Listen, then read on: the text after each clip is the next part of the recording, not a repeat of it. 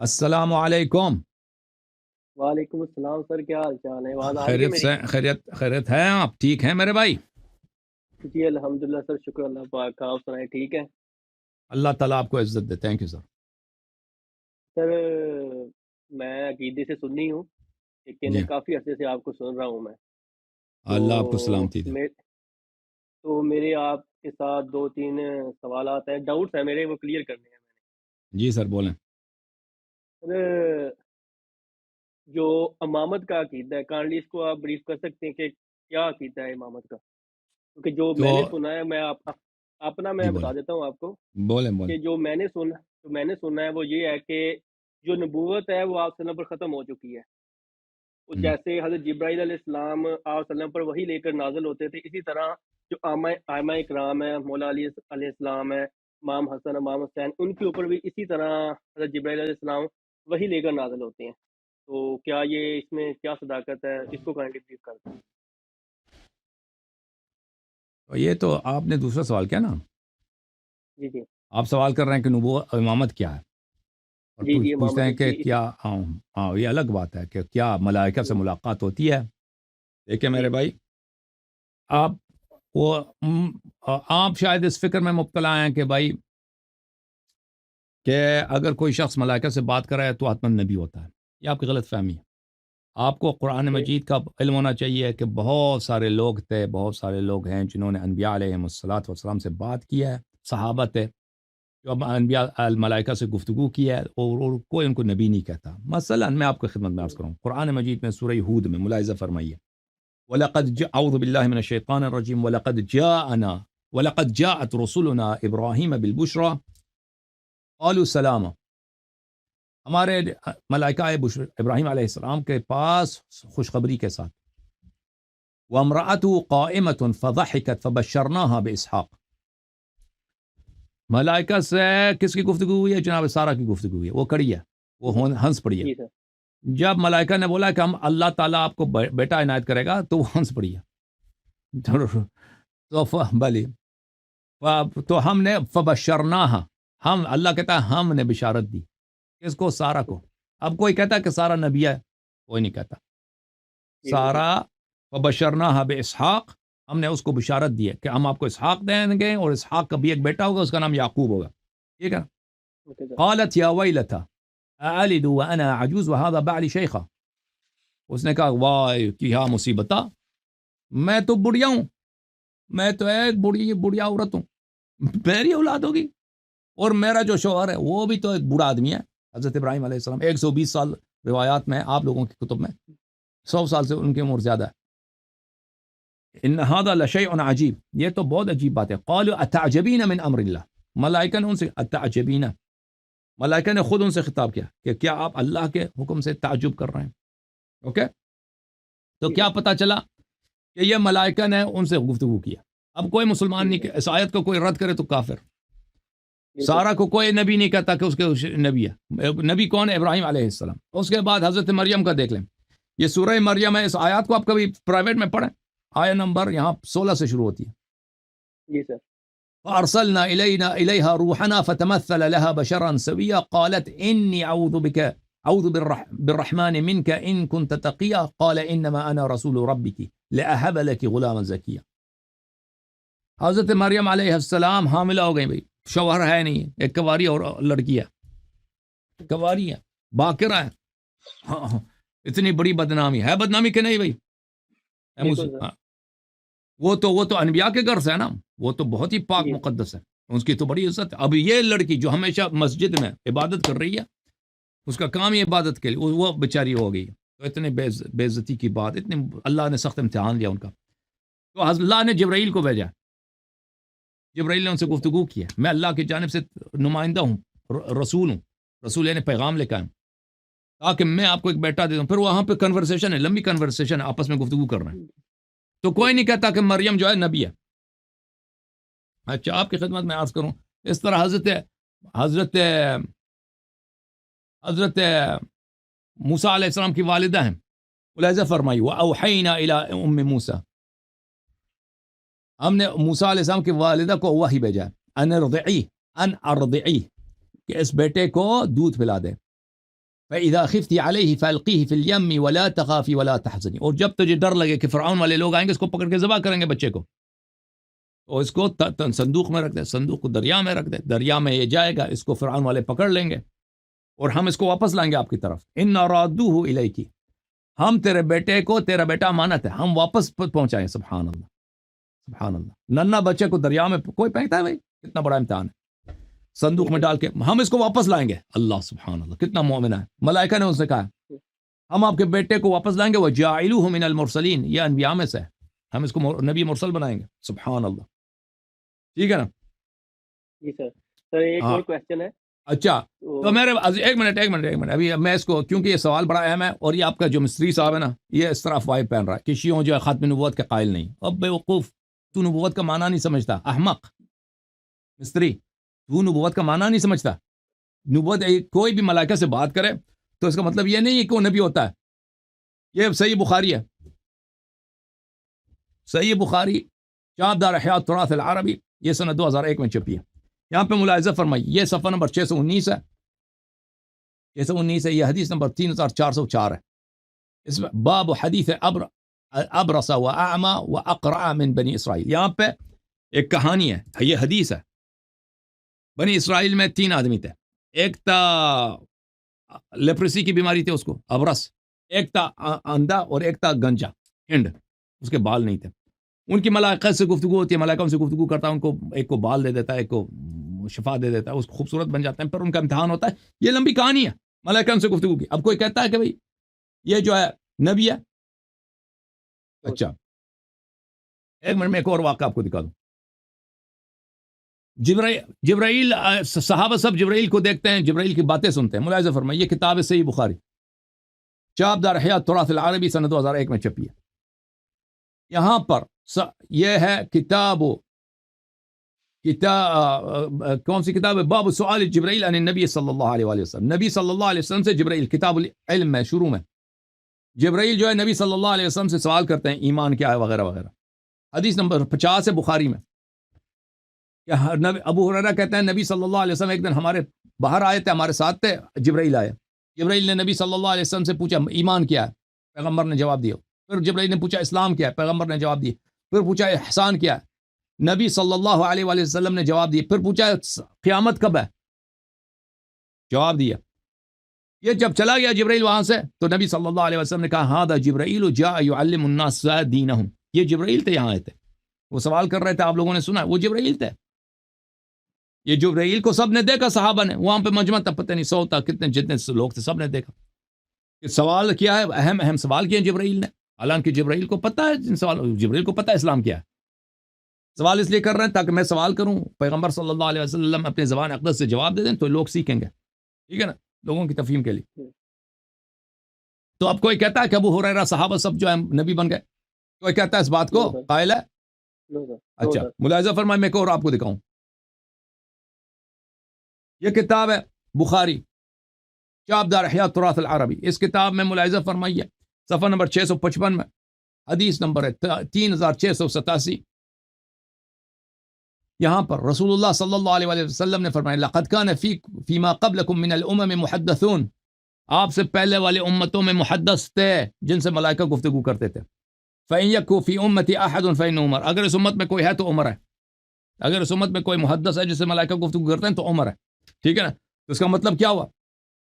اس کا مطلب یہ ہے کہ اس امت میں ہوں گے لوگ جن سے انبیاء ملائکہ گفتگو کرتے ہیں. اگلی حدیث اس سے زیادہ واضح ہے. لقد كان في من كان قبلكم من بني اسرائيل رجال يكلمون من غير ان يكونوا انبياء، من غير ان يكونوا انبياء. آپ سے پہلے بنی اسرائیل میں سے لوگ تھے جن سے ملائکہ گفتگو کرتے تھے، وہ نبی نہیں تھے، ملائکہ ان سے گفتگو کرتے تھے. اچھا فإن يكن في امتي من امتی منهم احد فعمر. اگر میرے امت میں کوئی ایسا ہے تو عمر ضرور ہے. ٹھیک ہے نا. Okay sir. اچھا تو پتہ یہ چلا، میں وہ بھی دکھا دوں آپ کو ایک منٹ. اس عمران ابن حسین سے، وہ میں نے آپ کو بتایا تھا نا کہ عمر صاحب کو تیمم نہیں آتی، وہ آپ نے دیکھا میرا استدلال. وہ جس کو تیمم نہیں آتی بھائی ملائکہ اس سے گفتگو کر سکتا ہے. اہل بیت طاہرین جو مطہر ہے، ہاں مطہر ہے، ان سے کیوں نہیں گفتگو کر سکتے. اچھا میں ایک منٹ ایک اور آپ کو دکھاؤں. یہ جو ہے صحیح مسلم ہے، چاپ دار الفکر کتاب 2003 میں چھپی ہے. یہاں پر حدیث دیکھیں، حدیث نمبر ہے 1226، صفحہ نمبر 581. عمران ابن حسین صحابی ہیں، فرماتے ہیں وقد كان يسلم علي حتى اكتويت فتركت ثم تركت الكي فتركت ثم تركت الكي فعاد. کہتا ہے ملائکہ مجھ پہ سلام کرتے تھے، میں ان کا سلام سنتا تھا، پھر میں نے کیا کیا، مجھے بواسیر کی مرض لگی ہے، اس کو بواسیر ہو گیا تھا. بواسیر میں اس کو داغ سمجھتے ہیں نا، جی جی داغ لگاتے ہیں، وہ حکیم وغیرہ داغ لگاتے ہیں، تو بواسیر کی وجہ سے میں نے داغ لگائی ہے. جب میں نے داغ لگائی تو ملائکہ نے سلام دینا چھوڑ دیا تھا، پھر میں نے داغ لگانا چھوڑ دیا تو ملائکہ پھر شروع ہو گئے مجھے سلام کرتے تھے. دیکھ کے ملاحظہ فرمائی. یہ اس حدیث کی شرح میں نووی صاحب کیا کہتے ہیں؟ صحیح مسلم بشرح النووی مجلد الرابع جزء الثامن چاپ دار الفکر 2000 میں چھپی ہے. یہ وہی حدیث ہے. اچھا 1226 اس کی شرح میں کہتے ہیں ومعنى الحديث، حدیث کا معنی یہ ہے ان عمران بن الحسين كانت به بواسير فكان يسير على المهمات وكان الملائكة تسلم عليه فكان يصبر على يصبر يسير نہیں يصبر ہے، ملائکہ اس کو بواسیر کا مرض تھا تو وہ اس درد پہ صبر کرتا تھا تو ملائکہ اس کو سلام کرتے تھے. فاكتوى فانقطع سلامه، جب اس نے داغ لگائی ہے تو ان کا سلام جو ہے وہ کٹ گیا، پھر دوبارہ اس نے داغ لگانا چھوڑ دیا تو دوبارہ اس کا سلام شروع ہو گیا. تو بہرحال یہ عرض ہے. بسم اللہ کریں، بول اگلا سوال. اچھا سر، دوسرا کوشچن یہ ہے کہ میں نے بک پڑھی ہے سلیم ابن قیس الحلالی رحمۃ اللہ علیہ کی نا، تو آپ کی نظر میں وہ جو بک ہے اتھینٹک بک ہے؟ بالکل. اوکے، جو اس میں لکھا ہوا ہے اس کے اوپر میں بات نہیں کرتا آپ سے، لیکن اس میں ایک تو کوشچن ہے میرے. جی تو اس کی جو آخری حدیث ہے میں نے پڑھی ہے، میں نے جو P D F download کیا تھا 145 پیجز کا تھا وہ نا، اردو میں.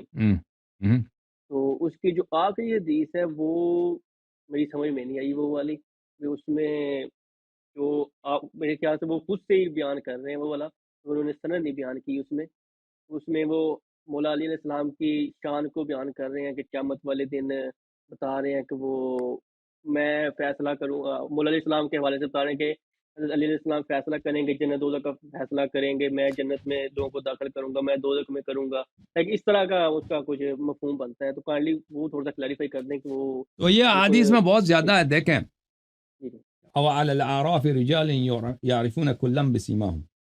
ایک منٹ میں کتاب لیتا ہوں بھائی، مجھے نہیں معلوم آپ کس حدیث کی بات کر رہے ہیں، لیکن یہ حدیث شیعہ کتب میں بہت زیادہ ہے اس طرح، اصحاب اعراف میں اور بھی دوسرے ابواب میں. میرے پاس جو سلیم کی کتاب ہے اس میں آخری حدیث اس طرح نہیں ہے جو آپ فرما رہے ہیں. بہرحال یہ ہمارے کتب میں بہت زیادہ ہے کہ روز قیامت جو ہے اللہ تعالیٰ امیر المؤمنین علیہ الصلاۃ والسلام کو کوئی اختیار دیں گے کہ جس کی وہ شفاعت کریں، اس کو جنت داخل کریں، اور اہل بیت علیہ السلام کا بھی اختیار ہوگا، اور بلکہ شیعوں کا اختیار ہوگا، نہ صرف اہل بیت، شیعوں کا بھی، جو صالح شیعہ وہ بھی یہ کر سکیں گے کہ اپنے گاؤں والے شہر والے دوستوں کو 50-100 جتنا چاہیں ان کو جنت داخل کریں، جہنم سے نکال دیں. تو یہ اس کے احادیث بہت زیادہ ہیں. اب روایات اس کے بہت زیادہ ہمارے پاس، یعنی بہت زیادہ تعداد ہے اس کی. مختلف قرآن کی جو مختلف آیات ہیں اس کے ذیل میں ائمہ اطہار علیہ السلام کی یہ باتیں ہیں. ائمہ علیہم الصلاۃ والسلام، حضرت فاطمہ الزہرا سلام اللہ علیہا، امیر المؤمنین علیہ الصلاۃ والسلام شفاعت کریں گے، لوگوں کو جہنم سے نکالیں گے، جنت داخل کریں گے. یہ بہت زیادہ ہے. جی ہاں سر، اسی کتاب میں ایک حدیث تھی کہ جو آپ صلی اللہ علیہ وسلم نے فرمایا تھا کہ میری عمر کے 70 فرقے بنیں گے، اس میں ایک جنت میں جائے گا اور 72 فرقے دوزخ میں جائیں گے. اور اسی میں حدیث ہے کہ حضرت امیر المومنین مولا علیہ السلام نے فرمایا تھا کہ ان 73 فرقوں میں 12 فرقے میرے شیعہ کے ہوں گے. جی ہاں. تو بھیا مسلم اگر میں کہتا ہوں آج کہ میں شیعہ مذہب کو ایکسیپٹ کرنے کے لیے تیار ہوں، تو مجھے کیسے پتہ چلے گا کہ ان 12 فرقوں میں سے کون سا فرقہ حق پہ ہے؟ تو حق و باطل کا معیار قرآن اور سنت ہے، ٹھیک ہے نا. شیعوں کے درمیان جو اختلافی باتیں ہیں اس میں جو حکم ہے، جو معیار ہے، اہل بیت طاہرین علیہ السلام ہے. شیعوں کے درمیان جو اختلاف ہیں اس میں آپ کو دیکھنا ہوگا کہ قرآن سنت کس بات پر ہے، ٹھیک ہے نا. جو بھی جس بھی مسئلے پر، چاہے وہ لوگ کم ہوں، فقیر ہوں، پیسے والے ہوں، اس سے فرق نہیں پڑتا. عدد تو ہے، کوئی معیار نہیں ہے کہ عدد زیادہ ہے. وہ شیعہ بیوقوف ہے نا، وہ کہتے ہیں کہ یہ ہمارے مولوی جو ہیں یہ کی تعداد زیادہ ہے، ان کے پاس پیسے ہیں، یہ بوڑھے ہیں، کہتے ہیں سیستانی بوڑھے ہیں تو یہ سیکھ کہتے ہیں اس نے 70 سال پڑھی ہے، یہ تو صحیح کہتا ہو، وہ دلیل ولیل اس کے پاس کوئی، سیستانی کی کتابوں میں کوئی دلیل کچھ بھی نہیں ہے، وہ کہتے ہیں یہ بوڑھا ہے، بس یہ بزرگ ہے، حالانکہ اس نے بزرگی میں اس نے کیا کیا ہے وہ کوئی دلیل نہیں ہوتی کہ یہ بوڑھا ہے، وہ تو اس کی بات مان لے تو کہتے ہیں کہ یہ بھی، اور وہ بھی شیعوں کو اسی طرح بے وقوف بناتے ہیں، کہتے ہیں کہ بھئی دیکھو اس نے 70 سال حوزے میں پڑھا ہے، وہ اس کو نہیں آتا، اس کو ضرور آتا ہے۔ تو یہ باتیں جو ہے نا، یہ سب بکواس ہیں۔ انسان کو دیکھنا ہے جس کے پاس دلیل ہے، جس کی بات قرآن کے موافق ہے، سنت کے موافق ہے، اہل بیت علیہ السلام کے کلام کے موافق ہے، وہ بات، اس کی بات صحیح ہے۔ وہ کہنے والا چھوٹا ہے یا بڑا، اس سے فرق نہیں پڑتا، فقیر ہے، پیسے والا ہے، اس سے کوئی فرق نہیں پڑتا، لوگ اس کی عزت کرتے ہیں نہیں کرتے۔ جو بھی بات دنیا میں دیکھیں، حق حق حق اللہ ہے، حق نبی صلی اللہ علیہ وآلہ وسلم اور اس کے اوصیاء ہیں، جو بھی بات انہوں نے کہی وہ حق ہے۔ اب اگر اس بات کو اگر ایک کافر بھی دہرائے نا، وہ بات صحیح ہے۔ اب امریکہ بھی آ کے ایک بات کہے نا جو قرآن میں سنت میں، وہ اس کو انکار کریں گے، وہ کفر ہے، انکار نہیں کر سکتے۔ امریکہ اسرائیل کہہ دے، انکار نہیں کر سکتے، کوئی دنیا کا کافر ترین شخص کی بات آپ اس لیے رد نہیں کر سکتے۔ اگر وہ قرآن و سنت کے موافق ہے تو اس کو ماننا پڑے گا، تصدیق کرنا پڑے گا، یہ تو حق ہے بھائی، حق ہے بس۔ اب مولوی حضرات فرقے شیعوں میں بہت ہیں، افکار مختلف ہیں، اور شیعوں میں کفریات بہت زیادہ ہیں۔ میں تو ہمیشہ کہتا ہوں یہ شیعہ نام کے شیعہ ہیں، کہتے ہیں ہم شیعہ۔ جہاں بھی ان کا ٹکراؤ ہوتا ہے نا، کہ ان کے عقائد اور اہل بیت علیہ السلام کے کلام کے ساتھ، یہ اپنے عقائد کو پکڑتے ہیں، وہ تیار نہیں ہوتا ہے اپنی جہالتوں کو، اپنی بری عادتوں کو، جو ان میں، چاہے وہ علماء ہوں یا عوام ہوں، اس سے فرق نہیں پڑتا، ذاکرین ہوں، تیار نہیں ہے اس کو چھوڑیں، وہ اس کو لاکھ حدیث لا کے دکھاؤ، وہ کوئی فرق نہیں پڑتا، ان کی طبیعت پہ کوئی فرق نہیں۔ یہ جو ہے نا، ان کا ایمان اتنا مضبوط ہے اپنے جہالتوں پر، جیسے تربیلا ڈیم مضبوط ہے۔ تربیلا ڈیم کو توپ سے بھی لگاؤ نہ، نہیں اڑتا۔ تو ان کا ایمان بھی قرآن و سنت کے مقابلے میں، کوئی قرآن کی حدیث، کوئی وہ قرآن سنت ان پہ اثر نہیں کرتا بھائی، یہ ایسے لوگ ہیں۔ جی ہاں، اچھا سر، ایک آپ لاسٹ کے کوشچن ہے میرا۔ آپ لوگ ان سے بہتر ہو، جماعت مریم سے بہتر ہیں۔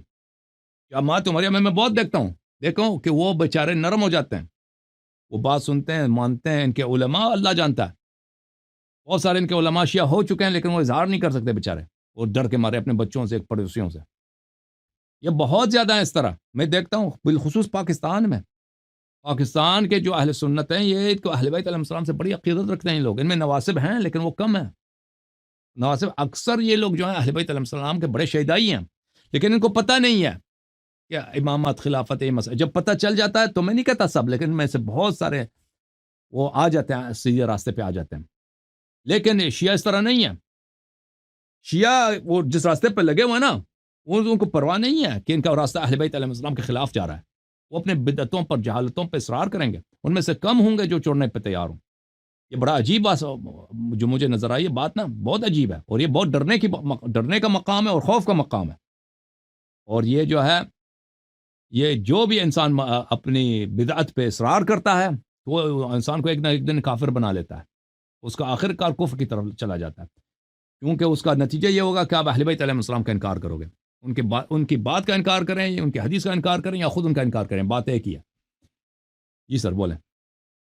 اچھا سر، میرا لاسٹ کوشچن ہے، میرا ایک دوست ہے، اہل تشیع ہے، وہ مجھے بتا رہا تھا کہ اگر آپ اہل تشیع بنتے ہیں، شیعہ مذہب قبول کرتے ہیں، یا اہل بیت علیہ السلام کا مذہب قبول کرتے ہیں، تو آپ کو تقلید کرنی ہوگی۔ وہ آئی تھنک آیت اللہ سستانی صاحب کا، اس کی تقلید کرتا ہے وہ۔ تو اس حوالے سے آپ بتا رہے تھوڑا سا کہ کس میں تو میرے تقلید اسپیچز چاہیے دیکھ اور لیں بھائی، کیا حقائق ہے۔ یہ ایک تقلید، ایک مصیبت ہے کہ شیعوں کو پرواہ ہی نہیں ہے کہ یہ کہتے ہیں ہم شیعہ نا، لیکن ان کو پرواہ نہیں ہے کہ اہل بیت علیہ السلام کے فرامین کیا، ان کے علماء کو بھی پرواہ نہیں ہے، ان کو پتہ ہی نہیں ہوتا ان کے علماء کو کہ مثلا تیمم میں، نماز میں حدیث کیا پتہ، سنت کیا، وہ پتہ نہیں ہوتا، پڑھتے نہیں زندگی میں، 40 سال، 50 60 سال عمر گزرتا ہے، نہیں پڑھتے، وہ بس یہی رٹ لگاتے ہیں، سیستانی نے کیا بولا، وہ اس کو حجت سمجھتے، حدیث کو نہیں حجت سمجھتے، تو یہ ایک بڑا کفر ہے، بڑا فتنہ ہے، ٹھیک ہے نا۔ تو اب میرے اسپیچز ہیں تقلید کے موضوع پر، اگر آپ اس کو دیکھ لیں، اور مناظرات بھی ہیں اس چینل پہ، تو یہ مولوی جو ہیں، شیعہ مولوی جو ہیں، اتنے میرے سپورٹر تھے، بہت زیادہ، میں ان کے آنکھوں کا تارا تھا۔ تو ایک تو میں نے ولایت فقیہ کو نہیں مانا، اور میں نے ان کا انکار کر دیا تو بہت سارے میرے خلاف ہو گئے. تو پھر میں نے جب اجتہاد تقلید کو رد کر دیا تو پھر یہ جو ہے یہ میرے پکے دشمن ہو گئے. لیکن وہ سب میرے شاگرد ہیں. ان کے بڑے سے بڑے مجتہد کو بھی لے کے نا وہ میری تقریر کو سن کے مجھ سے سیکھتا ہے. میں ان سے نہیں سیکھتا, یہ مجھ سے سیکھتے ہیں. لیکن یہ جو ہے وہ ناخلف شاگرد جو ہوتا ہے نا, حرامی ٹائپ کا شاگرد, سیکھتا ہے, استفادہ کرتا ہے, لیکن بات وہ جو ہے وہ نہیں کہے گا کہ ہم نے اللہ یاری سے سیکھا ہے. اور جا کے اپنے مجلس وغیرہ میں میرے باتوں کو دہراتے ہیں, لیکن وہ مجھے پھر لوگوں کے سامنے مجھے تکفیر کریں گے, مجھے تفسیق کریں گے, اس لیے کہ میں مراجع کو نہیں مانتا اور میں مرجعیت اجتہاد کو اور لیکن جیسے آپ کے علماء نہیں آتے نا آگے گفتگو کریں, وہ بھی آگے کوئی نہیں آتا. وہ 1000 بہانے بنائیں گے, کہتے ہیں آپ اللہ یاری سے کیوں گفتگو نہیں کر, کہتے وہ جاہل ہے, اسے کیا بات کریں. ٹھیک ہے, تو انسان جاہل سے بھی بات کرتا ہے, کوئی بات نہیں, اتنا بھی تو جاہل نہیں ہوں, کم از کم قرآن پڑھنا تو آتا ہے. ان کو تو قرآن بھی نہیں پڑھنا آتا نا. ان کا آیت اللہ آیت آپ نے دیکھا ہوگا قرآن پڑھتے ہوئے, دیکھا ہے نا اس کو. چلو مان لیا کہ جاہل ہوں, کوئی بات نہیں, انسان جاہل. پیغمبر صلی اللہ علیہ وسلم کوئی رد کرتے تھے کہ میں جاہل سے بات نہیں کرتا, یہ کوئی سنت ہے؟ کبھی کسی نبی نے کسی سے اس لیے انکار کیا کہ میں جاہل, یا کہتا ہے ایجنٹ ہے بھائی. ان کا جو بھی دشمن ہوتا ہے نا وہ ایجنٹ ہوتا ہے. ایجنٹ دشمن کیا, ان کا جو بھی مخالفت کرے نا چھوٹی سی وہ فوراً ٹپا آ گیا گئی, یہ جاسوس ایجنٹ ہے. پتہ نہیں ان پہ کہاں سے وہی نازل ہوتی ہے کہ ان کو پتہ ہے سب اندر کی باتیں, پردے کی باتیں. ان کو پتہ ہے کہ کون جاسوس ہے, کوئی نہیں, کون نہیں ہے. جی بسم اللہ, مزید بولیں. اچھا سر, کیا آپ کوئی بک ریفر کر سکتے ہیں عقائد کے ریلیٹڈ؟ یہ مصیبت یہ ہے کہ میں ایک ایسے جگہ پہ رہتا ہوں کہ یہاں پہ اردو نہ کوئی بک سٹور ہے, نہ کوئی لائبریری ہے, اور نہ میں اردو بکس پڑھتا ہوں. دیکھیں میں آپ کو بتا دیتا ہوں, دیکھیں یہ حق الیقین علامہ مجلسی کی بہت اچھی کتاب ہے. حیات القلوب علامہ مجلسی کی کتاب ہے, بہت اچھی ہے. حلیۃ المتقین, یہ آداب پر دن رات کے جو مستحب باتیں ہیں, انسان کپڑا کیسا پہنے, سنت کی بات, یہ بہت بہترین کتاب ہے حلیۃ المتقین. جلاء العیون علامہ مجلسی رحمۃ اللہ علیہ کی 14 معصومین علیہ السلام کی زندگی پر بہت اچھی کتاب ہے, جلاء العیون حلیۃ المتقین. حیات القلوب تقوی مواعظ پر کتاب ہے, مواعظ پر کہ انسان تقوی اختیار کرے, اللہ سے کیسے ڈرے. ٹھیک ہے نا, رسول اللہ صلی اللہ علیہ وسلم کی وصایا ہے اس میں.